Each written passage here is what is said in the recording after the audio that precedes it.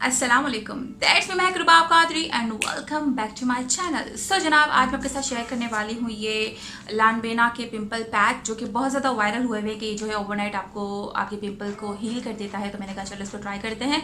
इसको वैसे भी ट्राई करेंगे एक्ने के ऊपर, और जो है इसको मेकअप के साथ भी ट्राई करके बताने वाली हूँ। तो यस, जो नए लोग मुझे देख रहे हो प्लीज़ इस चैनल को सब्सक्राइब कर लेना, इस वीडियो को लाइक एंड शेयर कर लेना, और नीचे कॉमेंट सेक्शन में मुझे ज़रूर बताइएगा कि वीडियो कैसी लगी। तो चलिए अब हम वीडियो को शुरू करते हैं।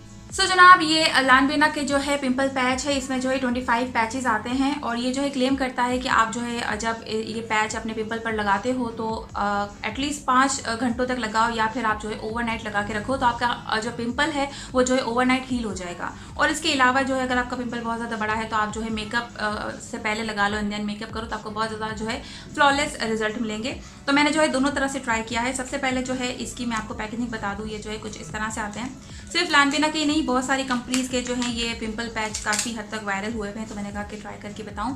सो क्योंकि मैं इसको ऑलरेडी ट्राई कर चुकी हूँ आपको रिव्यू करने के लिए। सो इस तरह से जो ये पैचेस आपको मिलते हैं, और आपके जो है एक्ने के साइज़ के अकॉर्डिंग जो है आप इसमें से जो है पिंपल पैच ले सकते हो एंड देन अप्लाई कर सकते हो। इसमें जो है कहा गया है कि ये टी ट्री ऑयल, सेलेंडुला ऑयल और जो है बेल्जियम हाइड्रोक्लोराइड से जो है ये बनाया गया है, जो कि आपके जो है एक्ने को हील होने में मदद करते हैं।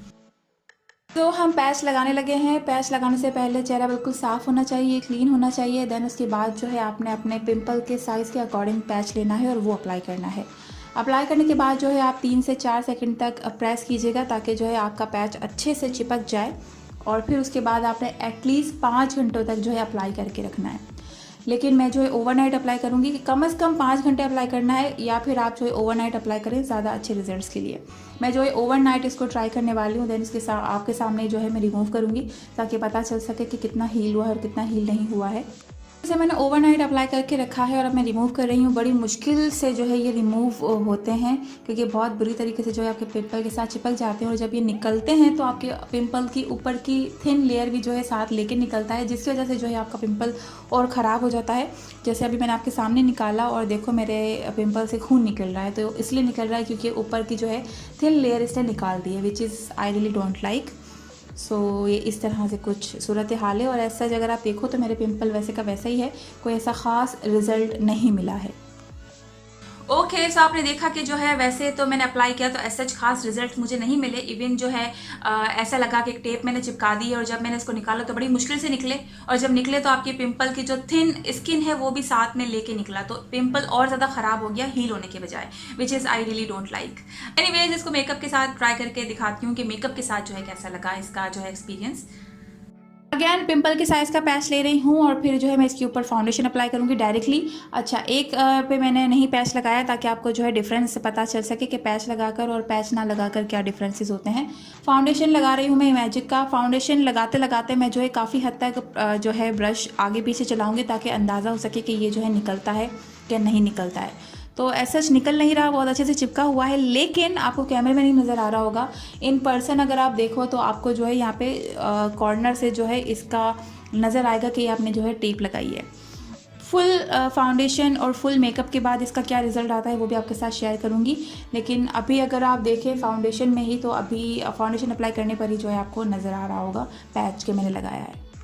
So this is the final look with the full makeup, और यहाँ पे अगर आप देखें तो आपको नज़र आ रहा होगा पैच। यहाँ पे आपको कॉर्नर से भी जो है नज़र आ रहा होगा कि क्या है क्या नहीं। अच्छा, पैच लगाने से जो है आपको ये एक बेनिफिट मिलेगा कि आप जो है जितनी ज़ोर से जो है ब्रशिंग करो तो जो है दर्द नहीं होगा, जबकि अगर आपने नहीं लगाया हुआ है तो वहाँ पे आपको दर्द होगा, क्योंकि डायरेक्टली आपके जो है एक्ने पर हमला हो रहा होगा। लेकिन ऐसे अगर आपने पैच लगा लिया है तो ऐसे आपको दर्द नहीं होगा, आपको जो है हर्ट नहीं होगा।